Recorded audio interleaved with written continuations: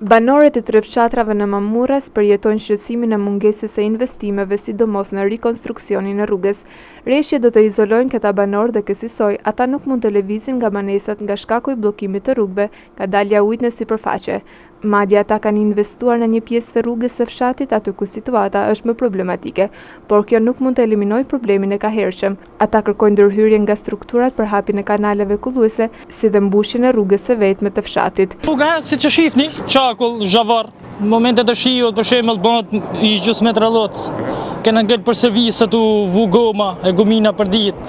Shteti shqiptar për shembull sikur turret me mor taksat, faturat e dritave, për shembull do turret me bë i shtres asfalti këtu, ose i shtres zhavorri paktan, me mulu gropat.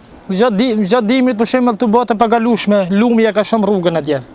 Edhe mund bëhet, do thotë investim, mund bëhet nga fshati, thjesht sa me galu. Fëmijët rrezikojnë sepse kur vjen lumi, shemet rruga, edhe gjatë shemjes kur bën ka shemje rruga, bëhet ti plumi, edhe i kalamani vogël edhe mund të rrishisin kamp, më mor lumi. Shpresojmë se shteti shqiptar do thotë duket i çiksi me vlera kjo qeverisi jashtë aktualisht. Edhe premtime për rrugë, për gjana ka. Edhe kena shpresë ke shteti shqiptar.